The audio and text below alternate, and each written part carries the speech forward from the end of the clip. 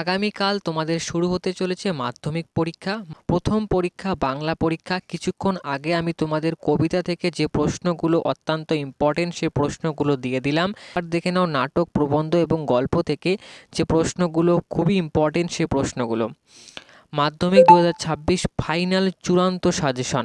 আমরা কালিও তৈরি করতাম নিজেরা।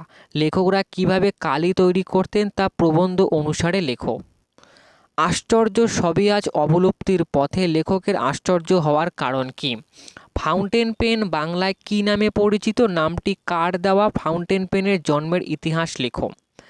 আমি যদি যীশুখ্রিস্টের আগে জন্মাতাম, বক্তাকে যীশুখ্রিস্টের আগে জন্মালে তিনি কি কি অভিজ্ঞতা লাভ করতেন? কলমকে বলা হয় তলোয়ারের চেয়েও শক্তিধর, এমন বলার কারণ কি বলে তোমার মনে হয়? বাংলা ভাষায় বিজ্ঞান চর্চায় এখনও নানা রকম বাধা আছে, এই বাধা দূর করতে লেখক কি কি পরামর্শ দিয়েছিলেন তা লেখো। তাদের মোটামুটি দুই শ্রেণীতে ভাগ করা যেতে পারে। কাদের বলা হয়েছে দু শ্রেণীর পরিচয় দাও। আমার এই অক্ষমতার জন্য তোমরা আমাকে ক্ষমা করো। বক্তা কাদের কাছে কোন অক্ষমতা প্রকাশ করেছেন? আর কত হে আমাকে করতে চান আপনারা?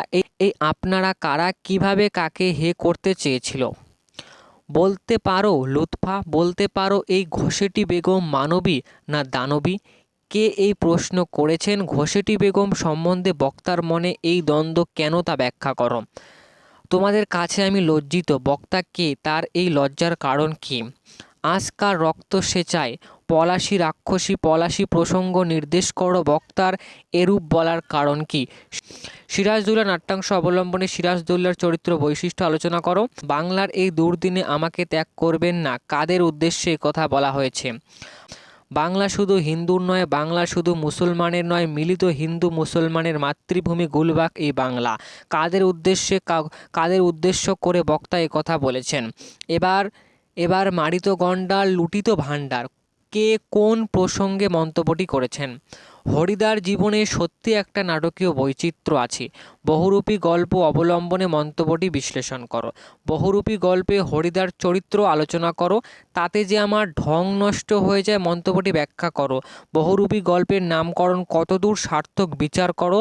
বাবুটির স্বাস্থ্য গেছে কিন্তু শখ 16 আনাই বজায় আছে, কে কার সম্পর্কে কথা বলেছে, তার সম্পর্কে বক্তার এরূপ বক্তির কারণ কি?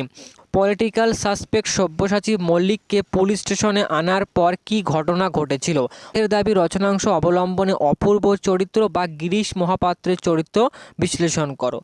অদল বদল গল্পে হিন্দু মুসলমানের পারস্পরিক সম্প্রীতির যে পরিচয় পাওয়া যায় তা নিজের ভাষায় লেখো।